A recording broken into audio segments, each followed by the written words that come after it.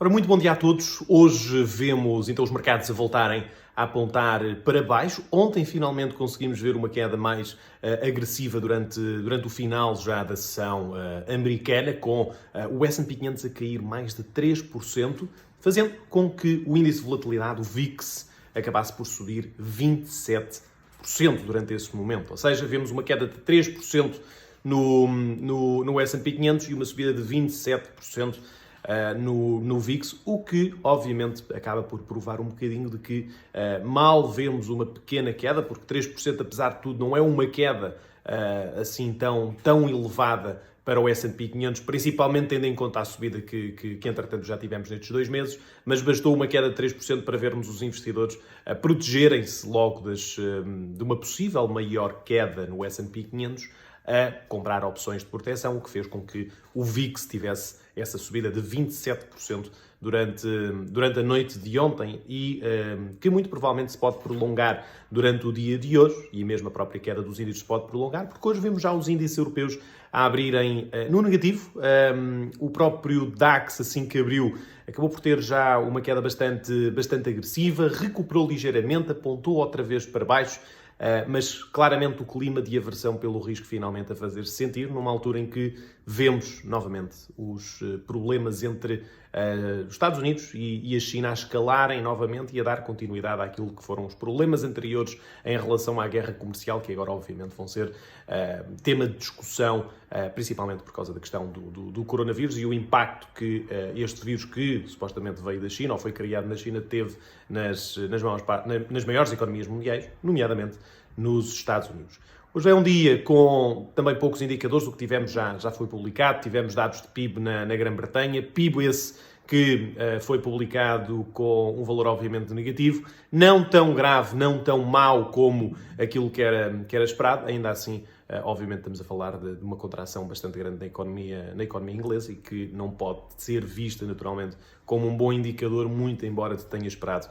um dado aqui muito pior do que aquilo que realmente saiu. Portanto, basicamente hoje aquilo que nós vamos ver é se o clima de aversão pelo risco vai permanecer não só durante o resto desta sessão europeia, mas principalmente durante o início da sessão americana. Hoje também começa-se a falar já, e aliás já se falava sobre isto ontem, e eu ontem na live também falei um pouco sobre isso, sobre o facto de ser relatado que novos infectados surgiram outra vez na região de Wuhan, e inclusivamente algumas dessas pessoas eram já pessoas que já tinham sofrido o corona, já tinham sido infectadas previamente com o coronavírus e agora estão a voltar a ficar infectadas. Óbvio que isto pode ser apenas histórias publicadas na comunicação social. A verdade é que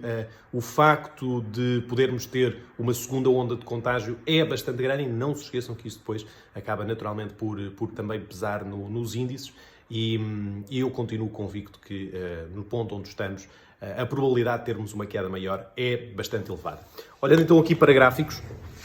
começando então por olhar para S&P 500, gráfico a 4 horas, notem então a queda que tivemos aqui desde esta região dos 61.8, volto a referir, vale o que vale. Já agora só mostrar-vos aqui também o gráfico semanal, com algum zoom. Notem como o gráfico semanal